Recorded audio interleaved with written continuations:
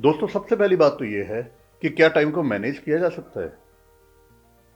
Time एक ऐसी चीज है जिसे ना तो हम बना सकते हैं और ना नष्ट कर सकते हैं। तो इसे मैनेज कैसे करेंगे?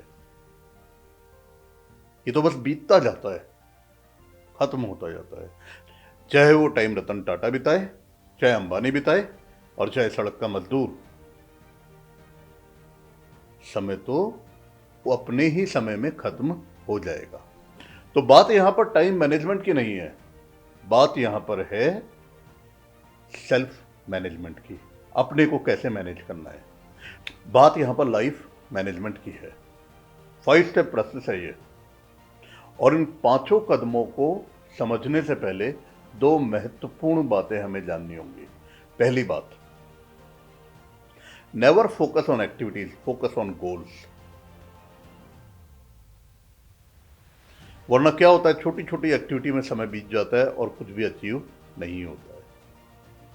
और इसलिए हम लोग यहां पर बात कर रहे हैं not for the time management, self management and effective self management. दूसरी बात, समय को धन की तरह खर्च करिए। 86,400 सेकंड होते हैं एक दिन में किसी के पास।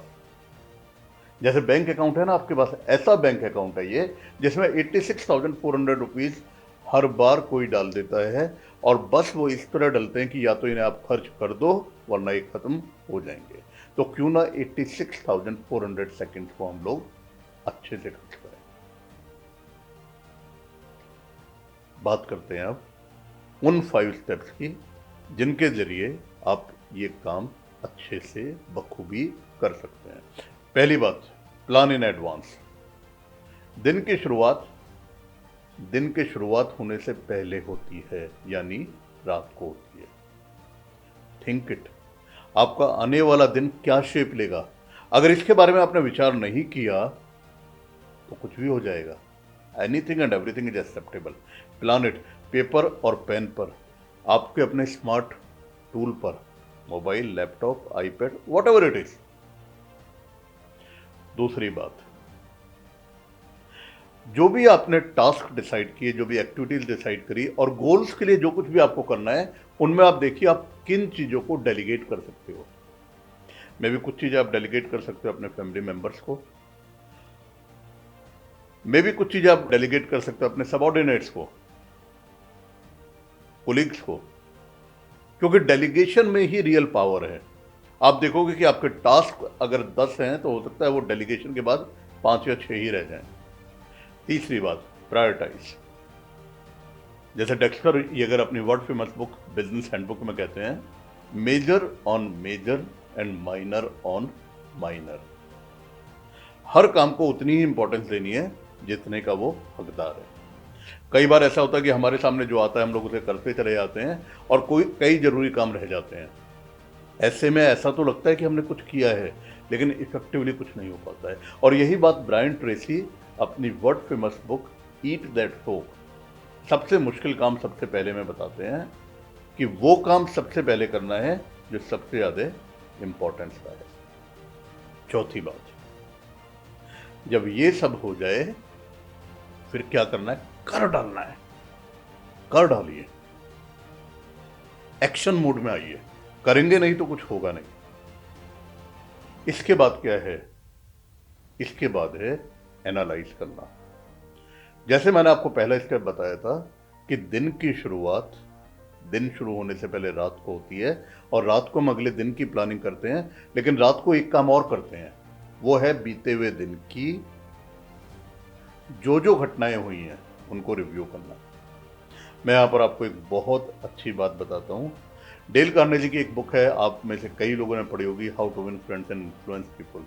उसके प्रीफेस में there is something about some person. Dale Carnegie जो अपनी सक्सेस की क्लासेज लेते थे, उनमें एक बार एक बहुत सक्सेसफुल वाइस प्रेसिडेंट आया वॉल स्ट्रीट का, और उससे जब उसकी सक्सेस को राज पूछा तो उसने कहा ये मेरा एक होम मेड प्रोग्राम है जिसको मैं रिलीजियसली फॉलो करता हूं। और उसने बताया ये प्रोग्राम है रिव्यू का। कहता है कि हर हफ्ते सैटरडे को मेरी फैमिली को पता होता है कि शाम का कहीं को प्रोग्राम नहीं बनाना है। शाम के 4 घंटे मेरे अपने लिए होते हैं, जहाँ मेरे साथ ना तो मेरा फ़ोन होता है, ना कुछ और चीज़। मेरे साथ होते हैं मेरी डायरी, प्लानर, और मैं उसमें देखता हूँ कि मैंने क्या नोट किया और वो नोट करने के बाद क्या किया। कभी-कभी मैं अपनी पीठ थपथपाता हूँ कि यू डिड वेल, और कहीं-कहीं मैं कहता हूँ no, you can do better. और धीरे-धीरे इस प्रोसेस से क्या हुआ कि मेरे जो पॉजिटिव चीज़ें थी वो बढ़ने लगी, और जहाँ पे चैलेंजिंग थे वो कंट्रोल होने लगे। Review is very important. हम लोगों को कहा जाता है कि रिव्यू तो वास्तव में आप हर 30 मिनट पर करिए, हर 4 घंटे में करिए। मैं कहता हूँ हर 30 मिनट 4 घंटे को छोड़िए, क्यों ना हर रात को हम लोग बीते हुए दिन का रिव्यू करें, और हर हफ्ते एक बार अपने आप को रिव्यू करें, और हर महीने एक बार अपने आप को रिव्यू करें। हो सकता है ये सुनने में आपको मुश्किल लगे, लेकिन इतना मुश्किल नहीं है, और वास्तव में ये आपकी लाइफ को बहुत ज़्यादा इफेक्टिव बना देगा। तो जो बात की हमने शुरुआत करी थी टाइम मैनेजमेंट की, आप सडनली पाओगे कि ना केवल आपकी लाइफ मैनेज हो गई है, बल्कि आपके पास एनफ टाइम है फॉर डूइंग एनी एक्टिविटी। तो दोस्तों, इस 5 स्टेप के प्रोसेस को अपनाइए, और आप देखोगे कि आप अपने लाइफ में अपने प्रोफेशनल, अपने पर्सनल और अपने और सब तरह के गोल्स अचीव कर लोगे। Life management is the tool for success. इन्हीं बातों को हम लोग बार बार करेंगे आपसे यहाँ पर इस चैनल में, लाइफ विद आशीष के साथ। जुड़े रहिए दोस्तों, मिलते हैं दोबारा। Thank you.